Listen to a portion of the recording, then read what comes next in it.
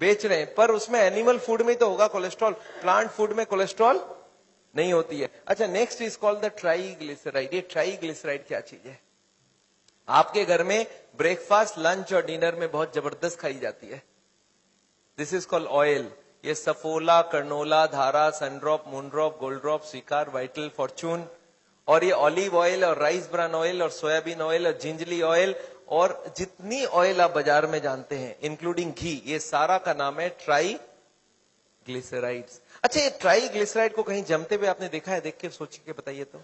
जब खाना बन जाए किचन में, उसके बगल वाले, जहां पे खाना बन रहा है उसके बगल वाले दीवार में हाथ लगा के देखिएगा, क्या चिपक रहा है आपके हाथ में? सब्जी चिपक रहा है क्या? क्या चिपक रहा है? तेल। तेल, ट्राइग्लिसराइड। अच्छा, उसको सफाई नहीं कीजिए 10-15 दिन तक तो क्या होगा? वो लेयर धीरे धीरे। आपने एग्जॉस्ट फैन साफ किया किचन में कभी? क्या जमा हुआ उसमें?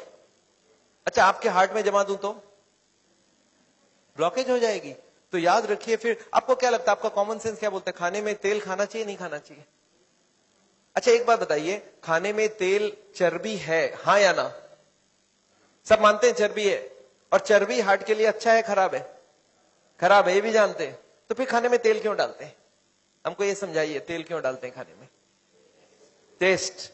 चलिए मान लेते हैं टेस्ट, एक एक्सपेरिमेंट करते हैं। हम सबको एक एक चम्मच तेल देते हैं, अपने हाथ में चम्मच सोच लीजिए लिया, और मुंह में डाल के मुझे बताइए किसको किसको टेस्ट अच्छा लगा। एक भी आदमी कभी हाथ नहीं उठाया, बोला सर तेल का कोई टेस्ट है? अरे मैंने उंगली में डाल के देखा तो पूरा उल्टी आ जाए, ऐसी टेस्ट है। उसमें कोई टेस्ट होता ही नहीं है। मैं बोला आप तो अभी बोल रहे थे टेस्ट होता है ऑयल का, इसीलिए डाल रहे हैं। आपको क्या लगता है, ऑयल का टेस्ट है क्या? नहीं है। तो फिर टेस्ट किस चीज का है? टेस्ट होता है मसालों का, मसाले का टेस्ट होता है। आपको एक लेडी बोलती है नहीं नहीं टेस्ट तो ऑयल में नहीं होता, बनाने के बाद होता है। मैं बोला चलो आप बनाओ, आपको मैं तेल देता हूं, सब्जी देता हूं, और आपको मैं उसमें नमक, मिर्ची और मसाले डालने नहीं दूंगा, और प्याज और अदरक नहीं दूंगा। आप हमको टेस्ट बना के दो, क्या क्या बना सकते हो? बन जाएगा ना टेस्ट? क्यों? तेल का ही तो टेस्ट है ना। टेस्ट है मसालों का। आप सब्जी बनाइए, नमक नहीं डालिए, टेस्ट नहीं मिलेगा। नमक डाल दीजिए, टेस्ट आ जाएगा। इसका किस चीज का टेस्ट है? नमक का टेस्ट है, मिर्ची का टेस्ट है, सारे स्पाइसेस का टेस्ट है। तो मैं हार्ट के पेशेंट को क्या बोलता हूं कि तेल को निकालो, बाकी सारे मसाले डालो। अब टेस्ट पूरा का पूरा होना चाहिए। पर एक प्रॉब्लम क्या मालूम है, एक लेडी को एक ही तरह का खाना बनाना आता है। कैसा? उसने छोटे से ये सीखा था कि खाना बनाओ, कढ़ाई चढ़ाओ, उसमें पहले तेल डालो। मदर को पूछती है कौन सा तेल डालो, बोलो किसी भी कंपनी का डाल देना। तेल के ऊपर सारे मसाले डालना, तभी खाना बनेगा। अच्छा, वो लेडी के दिमाग में एक सेट हो गया कि तेल के ऊपर ही मसाले डाली जाती है। अच्छा, जब मैं बोलता हूं तेल नहीं डालना, तो वो क्या करती है, उबाल के बॉयल करके वेजिटेबल हस्बैंड को खिला देती है। अच्छा, हस्बैंड को टेस्ट आएगा ना, बहुत अच्छा। सब्जी उसने तेल तो हटाया, मसाले भी सारे हटा दिए, और टेस्ट हो गया जीरो। अच्छा, हस्बैंड को खाना में टेस्ट तो आएगा ही ना? एकदम नहीं आएगा। अच्छा, मन मन में खाएगा तो सही, हार्ट की बीमारी है, डर के क्या करता आदमी, मरता तो कुछ तो खाएगा। अच्छा, खाएगा, गाली किसको देगा? डॉक्टर को, कि इस डॉक्टर ने मेरा जिंदगी। अच्छा, गलती किसका, गाली कौन खा रहा है? सोच रहे हैं आप? गलती किया वाइफ ने, कि जब तेल हटाने बोला मसाले भी हटा दिया, और गाली कौन खा रहा है? जिंदगी भर डॉक्टर को कोसता रहता है पेशेंट कि ये आदमी ने मेरा जिंदगी। अरे ऐसा करने का जरूरत ही नहीं है, खाली एक ही चेंज करो कि तेल बिना सारे मसाले को भूनना सीखो। मैं हार्ट के पेशेंट को ये सिखाता हूं कि खाना बनेगा कैसे, without a drop of oil, but the taste should be exactly same. अगर खाने में नमक हो, मिर्ची हो, सारे मसाले हो, मसाले को भून लिया, और उसको भूनने के लिए हम लोग किस चीज का इस्तेमाल करते हैं? हम लोग इस्तेमाल करते हैं, जानते हैं क्या है? पानी। अब लोग बोलते सर पानी में कैसे, कोई ना कोई तो तेल डालोगे। मैं बोला एक काम करते हैं, पानी का नाम बदल के सावल ऑयल रख देते हैं, और आपके घर पे फ्री सप्लाई। अब कौन सी तेल यूज करेंगे?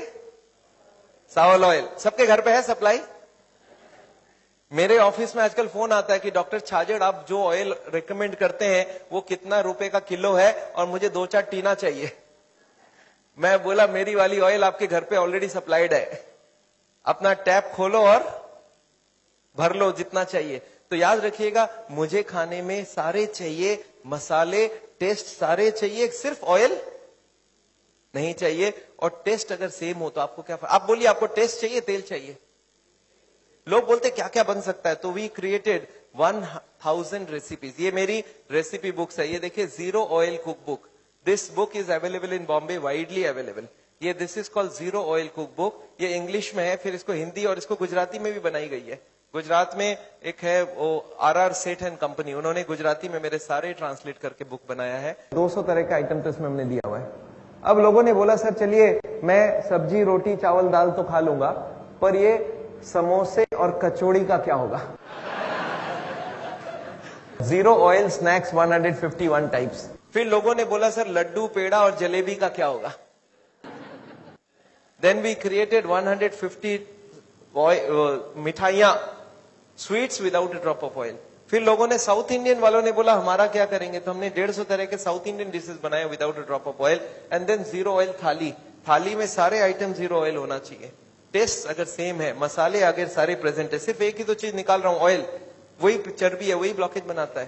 तो आपको समझ आ रहा है कि इसका कंसेप्ट क्या हमारी है, जीरो ऑयल फूड। तो दो चीज मोटी मोटी बात आपको समझ आ गई, एक तो कोलेस्ट्रॉल जो कि है नॉन वेजिटेरियन फूड में, और एक है ट्राइग्लिसराइड जो है तेल में। अब आदमी ये भी पूछता है मुझे, डॉक्टर साहब आपको क्या लगता है हमारे बॉडी में तेल की जरूरत है कि नहीं है? मैं बोला हाँ ये तो जरूरत है। तो फिर कहां से आएगा? मैं बोला भगवान ने उसकी बंदोबस्त पहले से करके रखी है। हर खाने के अंदर थोड़ी थोड़ी तेल डाल के रखी है। आपको मालूम है रोटी में 1% तेल है, चावल में 1% तेल है, दाल में 5% तेल है, हर वेजिटेबल में हर सब्जी में तेल होता है, और ये तेल हमारे लिए काफी होती है। खाने में तेल डालने की जरूरत, आदमी क्या करते हैं थोड़ा सा डालूंगा, थोड़ा सा। मैं बोला थोड़ा करके क्या करोगे, आपको तो मसाला भूनना है ना, मैं आपको पानी से भुनवा देता हूं, and this works very well. Anyway इसका मैं ट्रेनिंग भी देता हूं। मैं हार्ट के पेशेंट्स को मैं बोलता हूं वाइफ को साथ लाना, मैं बना के सिखा के दूंगा, तब आपको बनाएगा, और खाना खिला के दूंगा। एनीवे इसके बाद इसके छोटे छोटे और 3-4 भाई लोग हैं। ये कोलेस्ट्रॉल ट्राइग्लिसराइड का एक है HDL कोलेस्ट्रॉल, इसको बोलते हैं गुड कोलेस्ट्रॉल। ये गुड कोलेस्ट्रॉल ब्लॉकेज को रिमूव करने में मदद करती है, और गुड कोलेस्ट्रॉल बढ़ाने के लिए you should walk, exercise, green vegetable खाइए, तो आपकी गुड कोलेस्ट्रॉल बढ़ेगी। और इसके बाद है cholesterol HDL ratio, LDL and VLDL। ये 6 को एक साथ चेक कराना हो तो इसका नाम है लिपिड प्रोफाइल। सुना आपने नाम? मेरा ब्लड में कितनी कोलेस्ट्रॉल और ट्राइग्लिसराइड है you can not say unless you take my blood and check examine it. तो कोई भी आदमी को बाहर से चेहरे से आप नहीं बोल सकते कितनी उसकी लिपिड प्रोफाइल है। पतला दुबला आदमी है, कोलेस्ट्रॉल 300 है, पॉसिबल है। हमें 130 चाहिए, उसका 300, उसको हार्ट अटैक हो गया, पतला दुबला आदमी है। रिमेंबर कोलेस्ट्रॉल बॉडी के हिसाब से नहीं, ब्लड के अंदर जितनी कोलेस्ट्रॉल होगी उतनी डिपोजिशन होती जाएगी। So we do not want cholesterol in the blood. कुछ लोग ऐसे होते हैं जो जेनेटिक होते हैं। जेनेटिक सुना आपने? जेनेटिक, जेनेटिक मतलब क्या?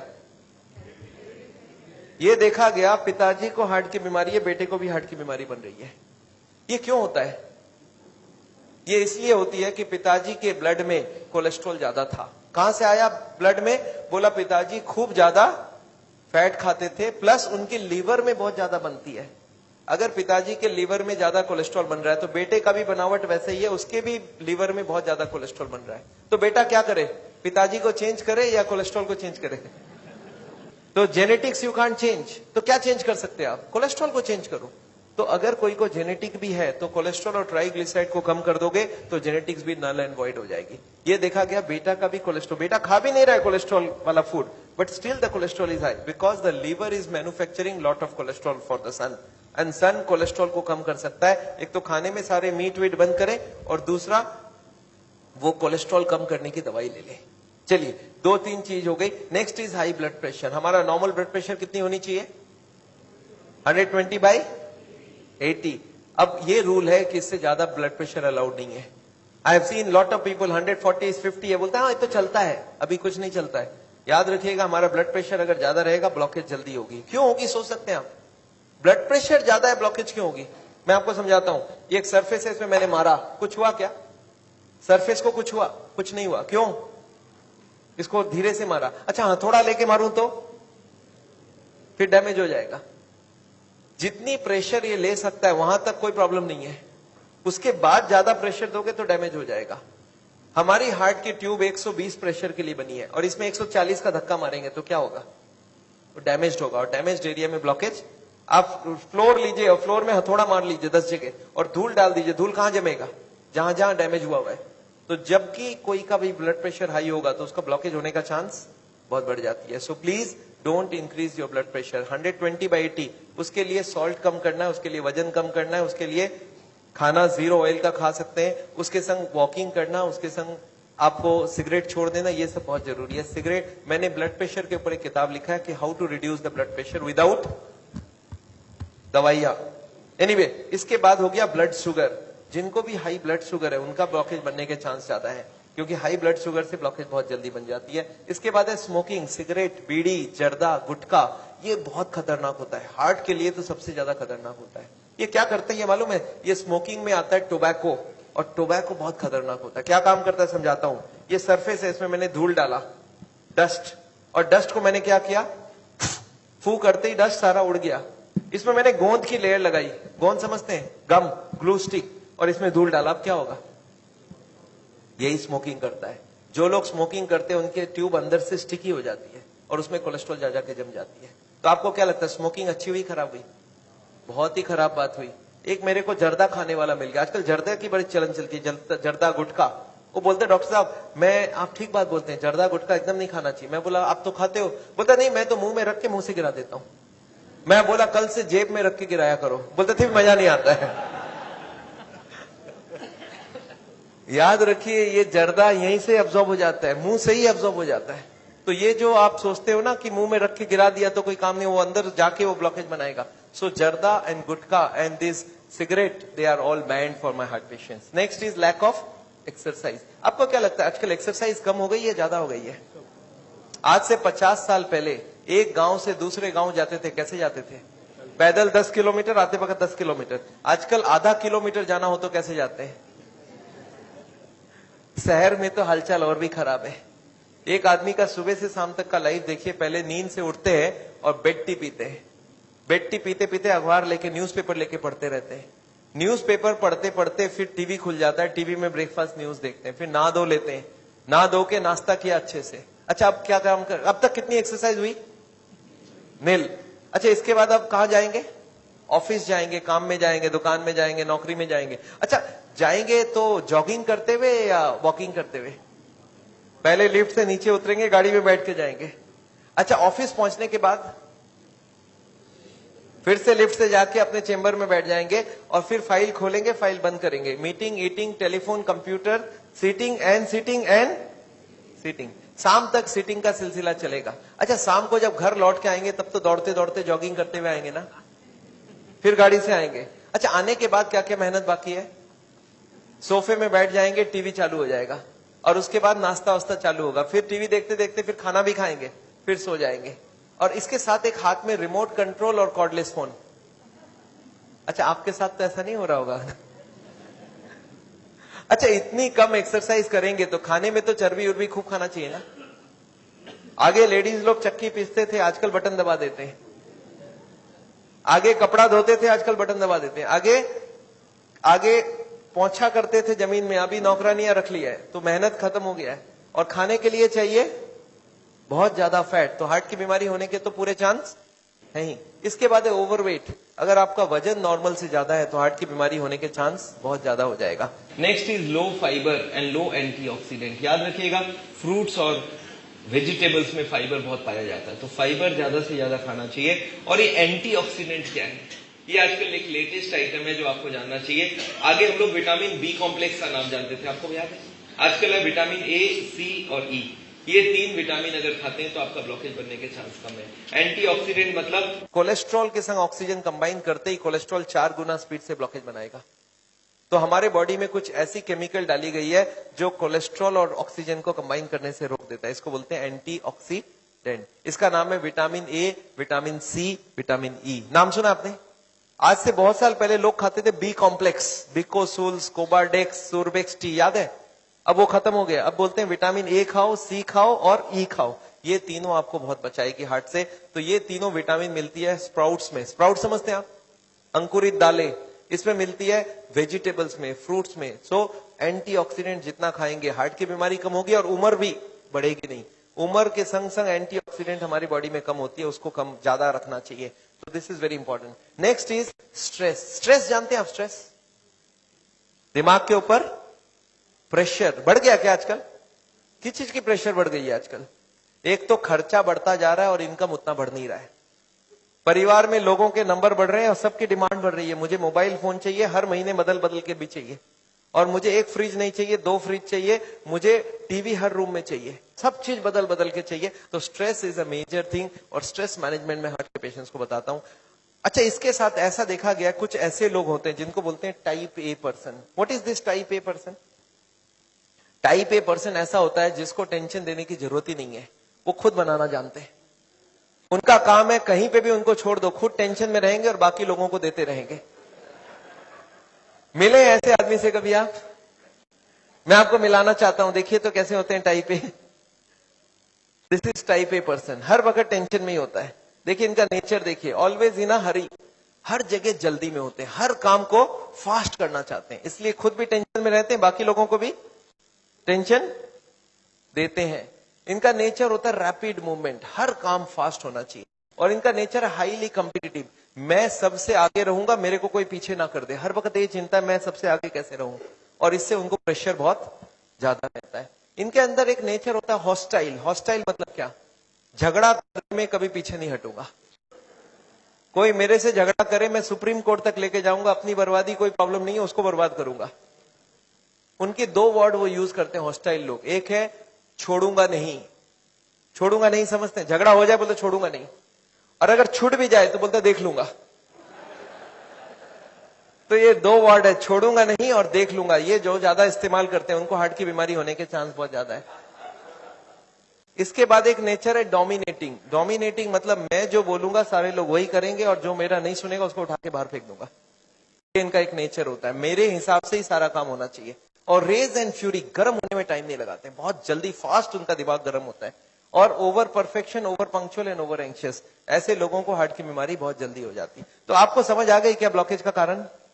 देखिए तो आपको एक बार समझाता हूं, देखिए तो आपकी भाषा में समझ आ रहा है क्या? ऐसा खाना खाने से क्या होगा? हार्ट की बीमारी। अच्छा, इसके संग मेहनत भी करना होगा, ऐसा वाला आपने किया है मेहनत? ऐसा वाला खाना, वैसा वाला मेहनत, ऐसा वाला, और इसके संग बहुत सारा टेंशन, हार्ट की बीमारी रेडीमेड। अच्छा, कोई ऐसा मिल जाए मेरे को जो बोलता है सब ये सब मैं कुछ नहीं फॉलो करने वाला, फिर क्या करूं मैं? ऐसा कोई मिल जाता है, बोलता है डॉक्टर साहब मैं सिगरेट पीता हूं और पीऊंगा, और मैं एक्सरसाइज नहीं करता हूं, नहीं करूंगा, मैं टेंशन लेता हूं, लूंगा, अब जो होगा वो देखा जाएगा। अच्छा, क्या होने वाला है ऐसे लोगों का? ऊपर जाने का बात हो जा रहा है। अच्छा, क्यों ऊपर जाएंगे वो लोग? हार्ट अटैक से जाएंगे। हार्ट अटैक सुना आपने? Heart attack.